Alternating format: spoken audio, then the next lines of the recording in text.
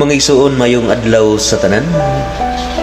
Ani ano sab kita nining hamubo nga pagpamalandong isip pagpadayag sa tipaka sa kamatuoran nga angay natong pamalandungan, huptan ug puy-an.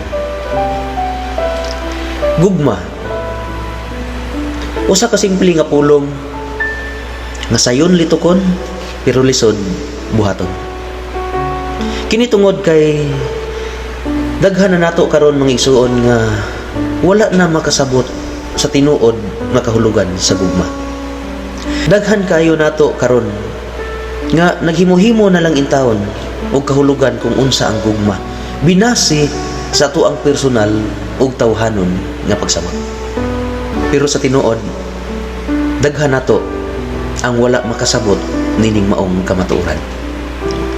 Adunay miingon, love is like a bubble gum kung mupilit makabuang. Love is like an electricity nga bisan kuno paryente mo kuryente. Love is like a rosary that full of mysteries. Love can move mountain. Love is like the sun that lights up my whole world.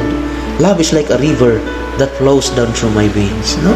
Mangigsuon, daghan kaayuta og ikasulti mahitungod sa gugma. Pero ambot og aduna ba'y nakatugkan niining tinuod nga kahulugan sa gugma.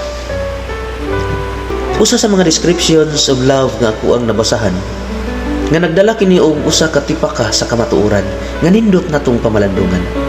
Kini nag-ingon, love is not about feelings. It is a decision and a commitment to give oneself to the person you love.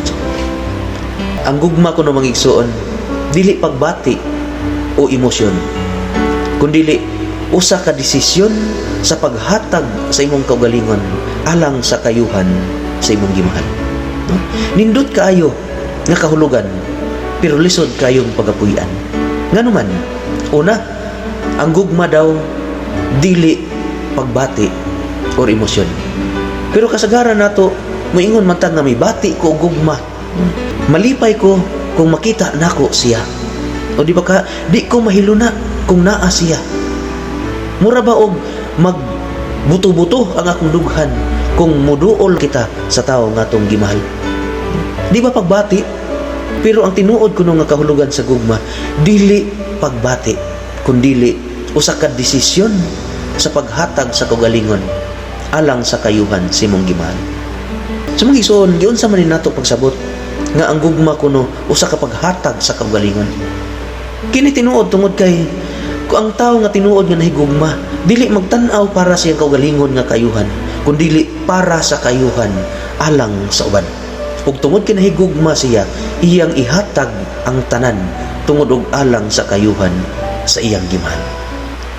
Usa ka pagpadayag sa usa sa mga kamatuoran nga kinahanglan ditang muhatag sa tanan sa atong kaugalingon sa tuang panahon, sa lapi, talento ug unsa pa na diha. Nganuman tungod kay andam ka nga muhatag sa tanan tungod og alang sa kaayuhan sa imong gimahal. And that is a genuine kind of love. The genuine kind of love is to offer all of you to the person you love. Sa mga igsoon, usa kini ka kamatuoran nga lisod buhaton. Tungod kay sa tuang panahon karon, moingon man ta nga unfair. Kung kita lang ang muhatag, unya dili ta makadawat. Kung kita lang ang mahigugma, pero dili ta higugmaon. Sa tawhanon nga pagsabot, ingon ana gyud. Murag unfair, dili patas. Pero ang tinuod nga gugmang Dios nun, ang gugma nga gipakita sa Ginoo alang kanatong tanan, usa ka gugma nga walay kondisyon. Nabitaw mo ingon nga higugmaon ka nako pero undang og bisyo. Higugmaon ka nako pero kinahanglan nga buhaton ninimo. Bisan gani sa tuang tagsa-tagsa ka pamilya, naa ning klase sa gugma nga kondisyonal. Pananglitan usa ka ginikanan mo ingon, paeskwelahon ka nako pero adyaw pag uyab-uyab. Gastuhan ka nako sa imuhang kurso nga gustong kabuton pero ini-graduate nimo, kami na po imong buhion. No? Conditional. Pero ang Ginoo naghagit nato nga ang gugma walay kondisyon, kundi paghatag sa tanan. Bisan moabot na ang panahon nga ikaw na maoy sakiton, ikaw na'y masakitan, ikaw na'y magantos tungod og alang sa kayuhan sa uban. Congratulations. Kaya ang tinuod nga gugma maong paghatag sa kaugalingon bisan pa og adunay mga hagit o problema nga imong madawat tungod sa imong paghigugma. Sa mga igsoon, tinuod ang giingon ni Santa Teresa, miingon siya, love and love and love even it hurts. And when it hurts, do not stop loving. Love even more. Because we are called to love. So mga igsoon, gihagita sa Ginoo, miingon siya, pag hinigugmaay kamo, sama nga ako na higugma kaninyo. Pero kining klase sa gugma nga hagit sa Ginoo alang kanato, dili gugmang tawhanon, kundi gugmang Dios nun. Gugma sa paghatag sa kaugalingon, tungod og alang sa kayuhan sa tong isig kaingon. So mga igsoon karon adlaw, gipahinumduman ta sa Ginoo. Sulod ka sa atong kasing-kasing. Unsa man ni nga klase sa gugma? Gugma ba alang sa kong kaugalingon nga kayuhan? Or gugma alang sa kayuhan sa uban?